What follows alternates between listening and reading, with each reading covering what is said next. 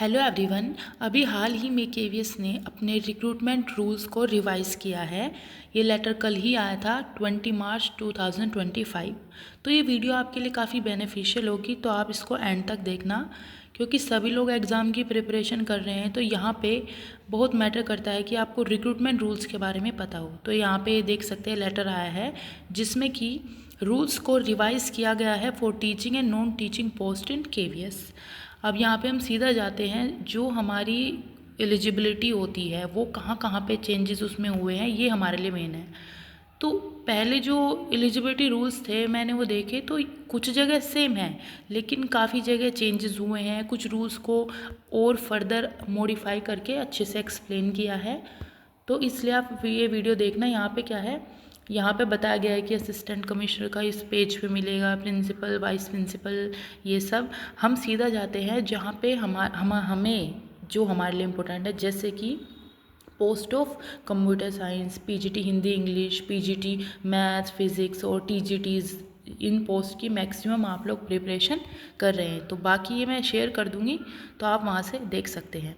अब यहाँ पे आते हैं। यहाँ सबसे पहले तो दे रखा है यहाँ पे असिस्टेंट कमिश्नर। क्या रिक्रूटमेंट रूल्स है ये आप लोग खुद से देख सकते हैं। मैं यहाँ पे सीधा जाऊँगी पीजीटी कंप्यूटर साइंस पे। यहाँ पे आप आगे बढ़ेंगे तो अभी वाइस प्रिंसिपल का आया है, इसके आगे आया है पीजीटी कंप्यूटर साइंस। तो सीधा बात करते हैं कि कितनी पोस्ट बन सकती है, वो यहाँ पे मेंशन है, वो आप देख लेना। ये अभी टेंटेटिव है, क्या पे मैट्रिक्स है वो आप खुद यहाँ पे देख सकते हैं। और यहाँ पे एज लिमिट वही कि 40 ईयर्स तक हो। उसके अलावा बाकी चीज़ें दे रखी है, SC ST, ये डिपेंड करता है। अब बात करते हैं जो हमारे लिए इम्पोर्टेंट है कि क्या क्वालिफ़िकेशन होनी चाहिए। तो यहाँ पे MSc MCA, और वही जिसका मार्क्स का आप क्राइटेरिया पूछते हैं तो 50% मार्क्स हमेशा ही रहते हैं, तो वही यहाँ पे सेम रखा है, या MA MTech कर रखा हो। लेकिन अभी क्या है, इसमें बीएड को, यहाँ पे आप देख सकते हैं, बीएड को कर दिया है मैंडेटरी। पहले क्या था, PGTCS के लिए आपको बीएड मैंडेटरी नहीं था, अब नए रूल में बीएड को मैंडेटरी कर दिया गया है, तो ये आप नोट रखना। उसके अलावा बाकी यही सब कि आपने इंटीग्रेटेड कोर्स कर रखा है, बीएड के कॉम्पिटेंट है, तो वो सब अप्लाई हो जाएगा। इसके आगे बढ़ते हैं तो हम पोस्ट ग्रेजुएशन टीचर यानी पीजीटी हिंदी इंग्लिश लैंग्वेज की बात करें तो वहाँ पे क्या चेंजेस हुए हैं। पहले तो क्या है कि आपको पोस्ट ग्रेजुएशन आपको मतलब MA जो है वो कर लेनी है अपने सब्जेक्ट में, वो आपके पास होगी 50% मार्क्स। उसके अलावा बीएड होना चाहिए आपके पास। अब यहाँ पे क्या है, पीजीटी इंग्लिश। अब मेन क्या है, पहले भी ये था लेकिन कुछ चेंजेस हुए। जैसे पीजीटी इंग्लिश का पहले भी था कि इंग्लिश आपका ग्रेजुएशन लेवल पे सब्जेक्ट होना चाहिए, और सेम पीजीटी हिंदी में हिंदी आपका ग्रेजुएशन लेवल पे सब्जेक्ट होना चाहिए। अब इस ये पहले नहीं, पहले लैंग्वेज में तो था लेकिन बाकी सब्जेक्ट में नहीं था, लेकिन अभी आप आगे देखेंगे हर सब्जेक्ट में मैंडेटरी कर दिया गया है। उसके अलावा आपके पास बीएड होना चाहिए, 50% मार्क्स, वही सेम क्राइटेरिया फर्दर आप देख सकते हैं जो भी इसमें दे रखा है। अभी क्या है, ये चीज़ आपके लिए काफ़ी बेनिफिशियल है। पहले क्या था, 50% पोस्ट जो है वो हमारी फिल होती थी डिपार्टमेंटल एग्ज़ाम से, यानी जो डिपार्टमेंट के अंदर एग्ज़ाम्स होते हैं, प्रमोशन होता है, और बाकी 50% डायरेक्ट रिक्रूटमेंट से होती थी। अब क्या है, 33% यानी डिपार्टमेंटल एग्ज़ाम्स को कर दिया है कम, और उसके अलावा यहाँ पे 66.67 डायरेक्ट रिक्रूटमेंट से पोस्ट को फिल किया जाएगा। यानी जो लोग डिपार्टमेंट में हैं उनके लिए तो थोड़ा ये बेनिफिशियल नहीं है ज़्यादा, लेकिन जो बाहर है डायरेक्ट रिक्रूटमेंट से आएंगे उनके लिए ये बेनिफिशियल है, यानी अभी आपकी पोस्ट और ज़्यादा बढ़ जाएगी। अब आगे देखते हैं, और चांसेस भी सिलेक्शन के बढ़ जाएंगे। अब वही है, बाकी तो ये तो प्रमोशन की बात कर रखी है। यहाँ पे फिर आते हैं post graduation teacher, math physics chemistry science वाले टीचर। यहाँ पे क्या क्या क्राइटेरिया है, तो वही आपको अपने सब्जेक्ट में आप मास्टर्स डिग्री होल्ड करते हो, 50% मार्क्स हो आपके एटलीस्ट, और बीएड आपके पास हो।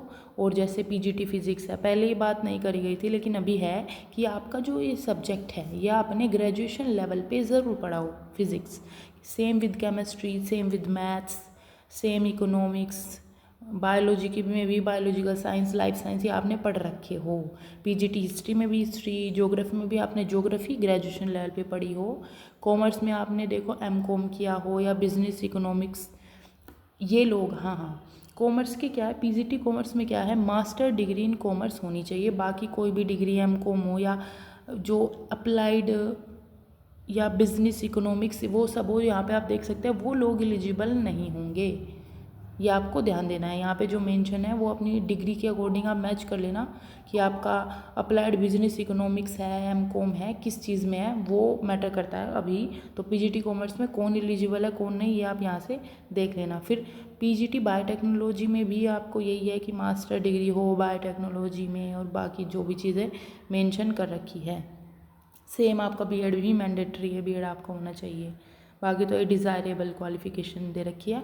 और टीजीटी पीजीटी दोनों में रूल अप्लाई होगा कि आपके जो भी 66.67 यहाँ पे मेंशन है वो आपका इसके अंदर डायरेक्ट रिक्रूटमेंट है, और 33 आपका यहाँ पे लिमिटेड डिपार्टमेंटल एग्ज़ाम्स हैं। अब यहाँ पे क्या है, 100% डायरेक्ट रिक्रूटमेंट है only in the case of PGT commerce. यहाँ पे कोई और पीजीटी बायोटेक्नोलॉजी यहाँ पे डायरेक्ट एग्ज़ाम से ही पोस्ट फिल की जाएगी। यहाँ पे कोई डिपार्टमेंटल एग्ज़ाम से पोस्ट फिल नहीं की जाएगी, ये इसमें मेंशन है।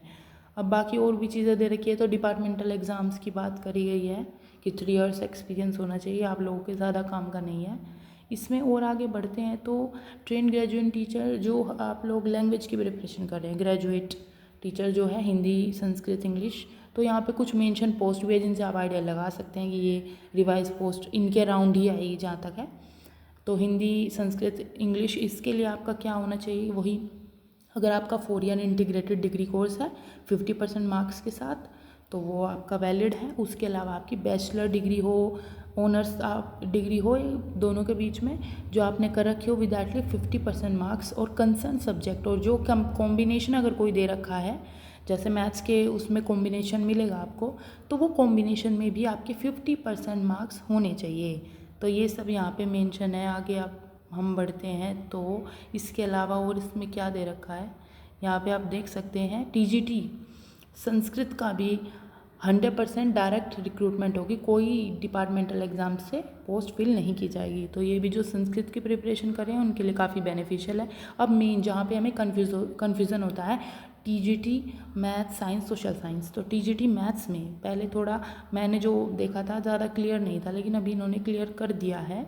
तो पीजीटी टीजीटी मैथ्स में हम आगे बढ़ते हैं।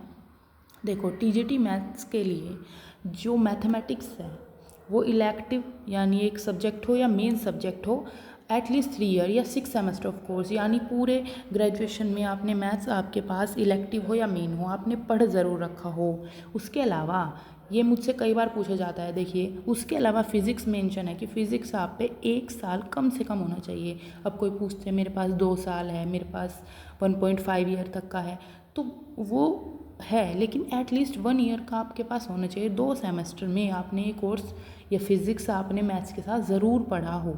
उसके अलावा अब सब पूछते हैं और कौन सा सब्जेक्ट चाहिए, देखिए उसके अलावा या तो आपने केमिस्ट्री पढ़ रखा हो, इलेक्ट्रॉनिक्स, कंप्यूटर साइंस भी चलेगा, और स्टैटिस्टिक्स भी 1 ईयर यानी कि जिनका सेमेस्टर वाइज है 2 सेमेस्टर तक पढ़ रखा हो, वो सभी कैंडिडेट एलिजिबल है टीजीटी मैथ्स पोस्ट के लिए।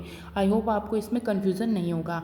और रही बात मार्क्स की, तो 50% तो ओवरऑल होने चाहिए, साथ में कॉम्बिनेशन ऑफ सब्जेक्ट यानी जिस पे मैथ्स हो, मैथ्स में 50%, फिज़िक्स में 50%, और सपोज़ उसके पास केमिस्ट्री है तो केमिस्ट्री में 50% होने चाहिए ओवरऑल, जब आप 3 ईयर का एग्रीगेट निकालेंगे। अब आगे बढ़ते हैं, वही है दे रखा है इसमें, और ये क्लियरली मेंशन कर दिया है कि जो बीएससी ऑनर्स है फिज़िक्स में या केमिस्ट्री में वो एलिजिबल नहीं होंगे for the post of TGT maths. कई बार क्या होता है उसमें भी मैथ्स पढ़ते हैं लोग, लेकिन वो एलिजिबल नहीं होंगे, ये मेंशन कर दिया है पहले ही। अब बात करते हैं टीजीटी साइंस। तो टीजीटी साइंस का आपको पता ही है, ये सब्जेक्ट होते हैं केमिस्ट्री के साथ बॉटनी जूलॉजी, और बाकी इसमें मेन सब्जेक्ट बॉटनी जूलॉजी ये सब मेंशन कर रखा है, और सब्सिडियरी सब्जेक्ट कौन कौन से होंगे ये भी बता रखा है, ये आप यहाँ पे देख सकते हैं। फॉर टीजीटी सोशल साइंस का फर्दर वही है कि आपने जहाँ तक है आपने 2 सब्जेक्ट पढ़े हो, जैसे history, geography, economics, pol science graduation में, और या हिस्ट्री हो ज्योग्राफी हो, वो 3 साल होना चाहिए, 6 सेमेस्टर ऑफ कोर्स होना चाहिए, ये इसमें मेंशन है। ये जनरली जो सोशल साइंस की प्रिपरेशन कर रहे हैं उन्होंने देखा होगा, ये कॉम्बिनेशन जनरली रहता है तो उसमें ज़्यादा इशू नहीं आता। इसके आगे यही आप देख सकते हैं कि आपका सीटेट का पेपर 2 क्वालिफाई हो, बाकी यही चीज़ें दे रखी है। सारा आपको 66.67 आपके डायरेक्ट रिक्रूटमेंट से होगा। फिर TGT AE है। आर्ट एजुकेशन का भी आप देख सकते हैं, यहाँ पे सब मेंशन है। B.Ed डिग्री के साथ साथ बैचलर डिग्री में क्या क्या होना चाहिए वो आप यहाँ पे देख लेना। 50% मार्क्स सभी में फिक्स है। TGT वर्क एजुकेशन में आप देख सकते हैं, बैचलर डिग्री में इलेक्ट्रिकल इंजीनियरिंग ये सब कुछ इसके अंदर आएगा। और B.Ed डिग्री मैंडेटरी है। अब इसमें नॉलेज ऑफ कंप्यूटर एप्लीकेशन भी इसेंशियल बता रखे हैं। बाकी फर्दर ये भी जो है वो 100% डायरेक्ट रिक्रूटमेंट से पोस्ट फिल करी जाती है। इसके बाद PHE है। PHE में भी जो दे रखा है, लाइब्रेरियन है, या आप लाइब्रेरियन का देख सकते हैं। अगर आप कमेंट करेंगे तो मैं सेपरेट स्पेशली किसी एक सब्जेक्ट के लिए वीडियो ले आऊँगी। आप बता देना आपको किस सब्जेक्ट के लिए रिक्रूटमेंट रूल को और क्लियरली जानना है। अब यहाँ पे स्पेशल एजुकेटर, ये बड़ी इंपॉर्टेंट बात है कि स्पेशल एजुकेटर TGT भी और PRT भी अभी KVS ने ऐड की हैं। यहाँ पे आप पोस्ट देख सकते हैं। तो जो भी कैंडिडेट B.Ed स्पेशल जिन्होंने कर रखी है कोई डिप्लोमा, तो उनके लिए काफ़ी बेनिफिशियल है कि आपको अभी स्पेशल एजुकेटर TGT KVS में बनने का मौका मिलेगा। और PRT भी आप बन सकते हैं, डिपेंड ऑन द जो भी आपकी क्वालिफिकेशंस हैं। तो यहाँ पे जो भी आपने दे रखा है, एज आपको पता ही है सबकी सेम ही रहती है। अब यहाँ पे क्या है, जो भी आपके पास ग्रेजुएशन डिग्री हो रिकॉग्नाइज्ड यूनिवर्सिटी से, वही 50% मार्क्स का दे रखा है। अब यहाँ पे क्या है, B.Ed जनरल भी चलेगा विद एटली 50% मार्क्स। बस 1 year diploma in special education आपके पास होना चाहिए, तो आपका B.Ed जनरल भी इसके अंदर जाएगा। बाकी और भी चीज़ें दे रखी है। बाकी आपने स्पेशल B.Ed का रखा तो वो तो बेनिफिशियल है ही। और कौन कौन से डिप्लोमा यहाँ पे चलेंगे मेंटल रिटार्डेशन वाले, वो आप यहाँ पे देख लेना। ये और में जितने दे रखे हैं वो सभी कोई एलिजिबल है, देख सकते हैं आप। बाकी आपका सीटेट क्लियर होना चाहिए। और यहाँ पे दे रखा है कि आपका RCI रजिस्ट्रेशन होना चाहिए, वो जनरली रहता है सभी का। हिंदी इंग्लिश प्रोफिशिएंसी ये सब। पूरी डायरेक्ट रिक्रूटमेंट 100% फिल होगी। ये पोस्ट यहाँ पे दे रखी है। इसके अलावा हेड मास्टर और फर्दर काफ़ी नॉन टीचिंग पोस्ट ये सब दे रखी है। ये प्राइमरी टीचर म्यूज़िक, और ये देख सकते हैं प्राइमरी टीचर का आप यहाँ पे सिंपल जो भी आपने कोर्सेज़ किए रहते हैं वो यहाँ पे सभी कोई एलिजिबल रहते हैं। जैसे D.Ed किसी ने कर रखा है तो वो हो जाएगा। और बाकी और भी आपने जो भी कोर्सेज़ करते हैं प्राइमरी लेवल पे, वो सारे यहाँ पे एलिजिबल है। किसी के पास डिप्लोमा रहता है तो वो सब एलिजिबल है। फिर यहाँ स्पेशल एजुकेटर PRT, इसके अंदर भी दे रखा है 2 ईयर D.Ed स्पेशल एजुकेशन में होना चाहिए, 1 ईयर डिप्लोमा होना चाहिए, या बाकी जो भी दे रखा है ये सब आप यहाँ पे देख लेना। ये PDF मैं अपने टेलीग्राम ग्रुप पे शेयर करूँगी, और उसकी लिंक मैं अभी यहाँ पे नीचे वीडियो में डिस्क्रिप्शन में डाल दूँगी। तो आप वहाँ पे जाके देख ज़रूर लेना इस PDF को, ताकि और भी फर्दर आप डिटेलिंग से जान पाए अपनी क्वालिफ़िकेशंस, वो आपके लिए मस्ट है। और बाकी ये तो जॉइंट कमिश्नर बाकी ऊपर इनकी इसके अंदर दे रखी है एंड तक। ये काफ़ी बड़ा PDF है, तो ये जो भी आपका काम का है वो आप देख सकते हैं। सभी का पूरा मेंशन कर रखा है इन्होंने क्लियरली। तो ये थे KVS के रिवाइज रूल्स।